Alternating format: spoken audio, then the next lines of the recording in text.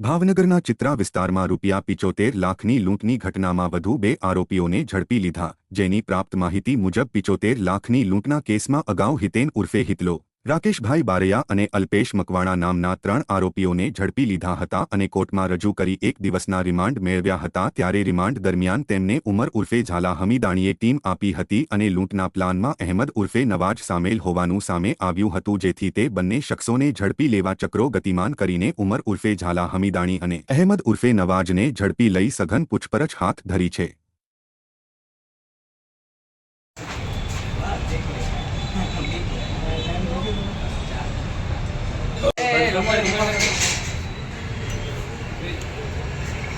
Hey,